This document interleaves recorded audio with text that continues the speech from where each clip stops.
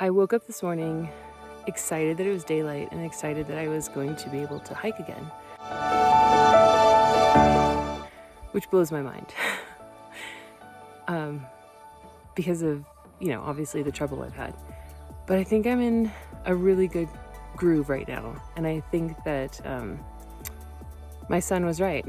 He's a soon-to-be Eagle Scout who's done a lot of backpacking, and he always says the first day is the worst day, and it certainly was. But I am just absolutely loving my experience out here today and yesterday, and I'm excited about the next 8+ miles. I'm doing 8 no matter what, and depending on how my body feels, I may do more.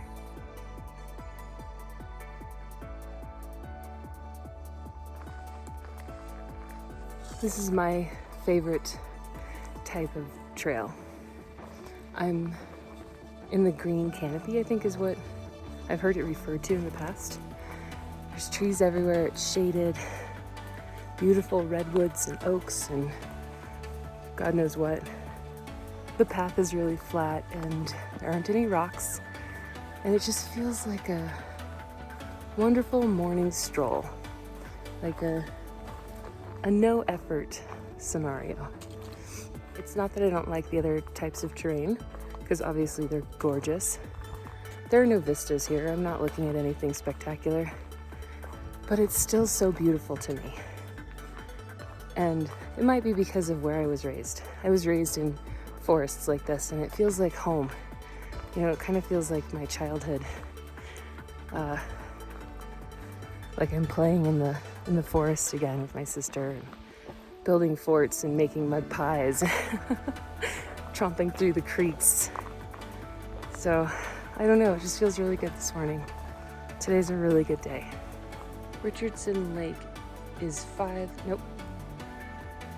8 miles away from where I was camped.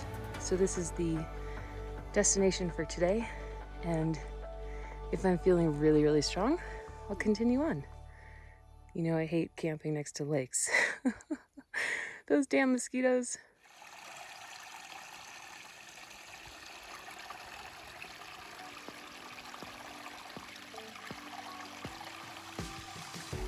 My second video was the second day on the north side of the trail, and I came home because I was really sick, right? And I had this very small climb. It was 1.5 miles. Oh, mosquitoes. It took me over 3 hours to walk up that 1.5 mile incline. I just did a 1.5 mile incline in 40 minutes. So this confirms that I was in shape enough to do this trail, because I'm at a higher altitude than I was then, right now. And when I had to come off trail, I was devastated. I felt like I had done something wrong, like I was a failure. All of the terrible things go through your head. And I just walked up a hill at a higher altitude and did it in 40 minutes. So I feel great. I feel great about it. What happened earlier wasn't avoidable, or at least I can't put my finger on why it happened. But I'm out here again, facing my fears, and I feel great in how I'm succeeding. Here's the trail, I think. There's the trail, tree. This is not new to me, you guys. This happens more often than I would like. I have to find a way around it. A couple times I've tried to go under them, but my pack won't fit. It's the most ridiculous limbo I've ever attempted. Oh yeah, here we go. Oh, there's another tree. Oh, I see the trail. Do you see it? All right, we just have to maneuver this scenario. Whoop. There are two things happening right now that are really fun. The first is there's a kajillion mosquitoes swarming everywhere. And the second is that because I'm going downhill so much, my Injinji toe sock is digging up in between my big toe and the one right next to it. So I have a decision to make. Do I stop and fix my sock, which will inevitably give me a blister and be mauled by mosquitoes? Or do I keep powering on, trying to not get eaten alive and end up with a blister between my toes? These are the realities of my day today, guys, and I'm not mad about it.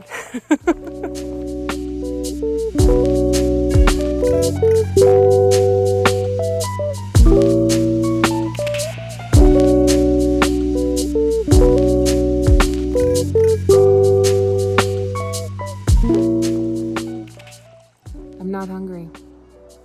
I am not hungry. I probably had 500 calories yesterday. Maybe the same the day before. I don't know if this is normal for hikers, but food does not sound good. And so today I made myself a little lunch sack, and I am going to do my best to eat through it. I started my morning off with some nuts and just had a tortilla with tuna fish in it. So I think I'm at probably about 400 calories by now. And I'm just taking a break, which I don't normally do.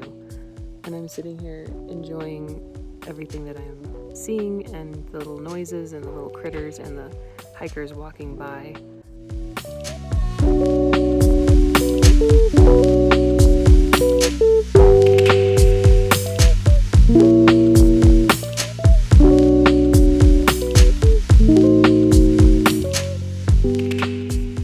I'm pretty sure I go downhill just as fast as I go uphill.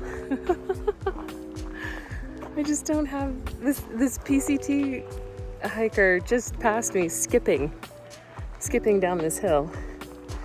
It's going to be primarily downhill for the next 7 miles if I'm reading Guthook correctly.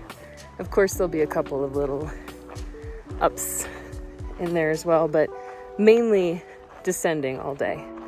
And my knees and hips can feel it. Man, there's no way I could go skipping down this hill. But anyway, that's not why I came on here. I have had it has been such a pleasure to walk this section of the TRT because it's also the section of the PCT. And the PCT hikers are some of the most incredible people I've ever had the pleasure of meeting. They're happy, they're kind, they're ready to talk about their experiences, and if I have questions, they're like, yeah, here's how I do it, or here's what I've found to be best. A lot of these guys and girls and people have been out here for 80 days. 80 days. God, there's no way. But I just met 2 fellas who are hiking a section of the PCT. I don't know where they started, but they're ending at Mount Whitney, and it's going to be about a 500-mile section. They're going southbound. And I love all the different stories and all the different people. The hiking community is a really cool community, and I'm happy to be a part of it. It's mighty hot out here today. Can't imagine doing this in July. It's very exposed and hot, but it's absolutely gorgeous as well, so who cares? Just come prepared.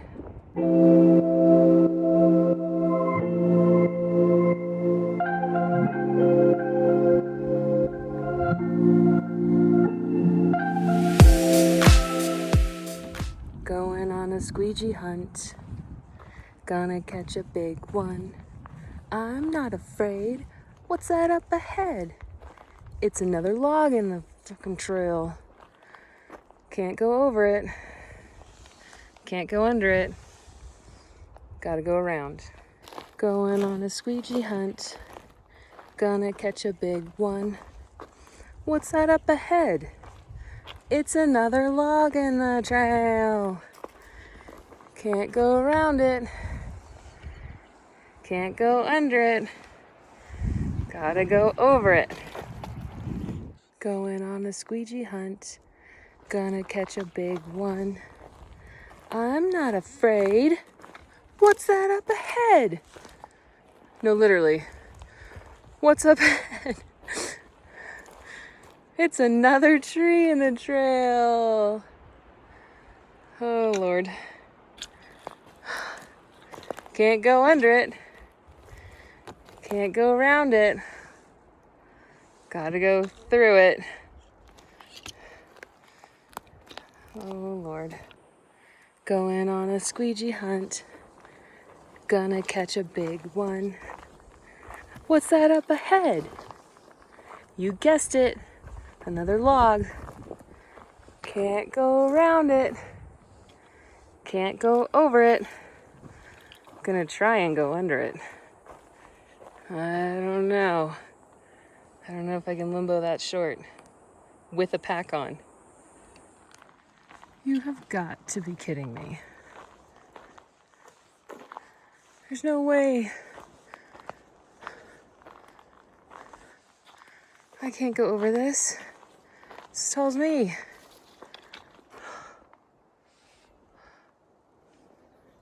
What the heck?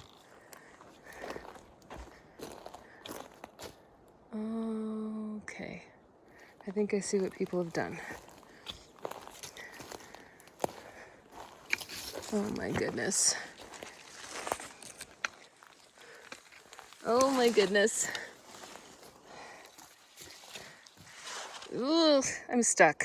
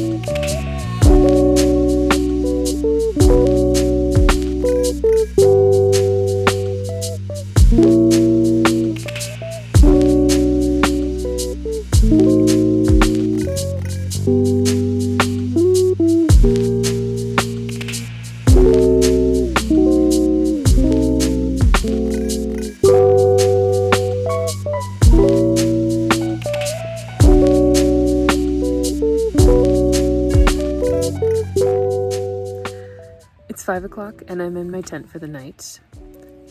Against my better judgment, I am camped out next to a beautiful stream, so I'm essentially imprisoned in my tent just due to the amount of mosquitoes. But it is a gorgeous stream, and it has a little pool, so I went down and filled up my water, did some laundry, essentially just washed out my one outfit that I have, and then just sat in it for a minute or 10, just trying to give my body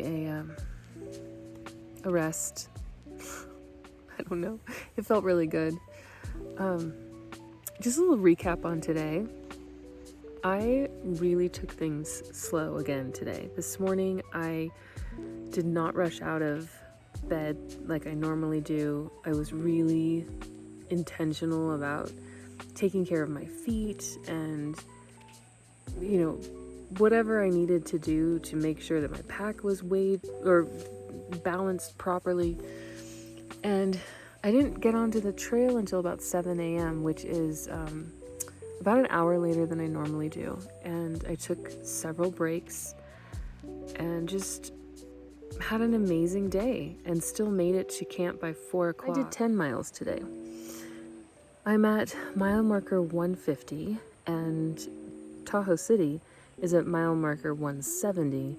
So I have 20 miles left and 3 days to finish it. I called my mom about an hour ago and just let her know that I would be coming in a day early. And so she's such an amazing trail angel. She has booked a hotel for us that has a hot tub. So I am 20 miles away from a hot tub, y'all, and I am motivated. Speaking of trail angels, I had my first trail angel experience today. This amazing man named Brian showed up at Richardson Lake while I was soaking my feet.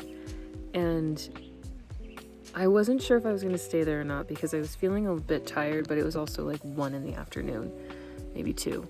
So he showed up and he said, "Oh, I'm home for the night." I said, "Really? It's 2 o'clock." He's like, "Oh, I've been walking all day. I've done 10 miles. I'm done." Not the point. The point is that we had an amazing conversation, and he's been hiking for 40 years. He's done section hiking of the PCT along with, countless other trails, and including the TRT. And so I just picked his brain. I was like, "Are you okay if I just ask you a bunch of questions? Because I am such a beginner." And I asked him so many questions that I have been curious about on this hike, and the answers thrilled me because, yes, it's normal to not have an appetite while you're hiking like this. He didn't know why, but he barely has an appetite. He advised me to eat very, very bland food. Apparently peanut butter and jelly is a really popular one for people because it's high in fat and sugar. But he puts his on a tortilla because I guess it's easier to pack than bread, which makes sense. He also eats rice or noodles with butter. He said anything that's spicy or full of flavor can really tear up your stomach. Well, of course, everything that I brought with me is full of flavor, which is why every time I make it and open it, I just want to vomit. The thought of eating is just, for the first time in my life, is repulsive to me. That made me feel a lot better that I wasn't sick or, messing up my body in some way. He told me that eventually if I was to continue, it probably won't happen in the next 2 days, but if I was to continue, I would eventually get the hiker's hunger, which a lot of long distance hikers get. But I'm ending in 20 miles, so I doubt I'll get it. I am looking forward to eating again, but I'm not hungry, and the thought of eating right now is just too much. It's too much. He also, I was telling him about my Injinji socks and how they were digging into my toes, and he gave me a pair of his socks.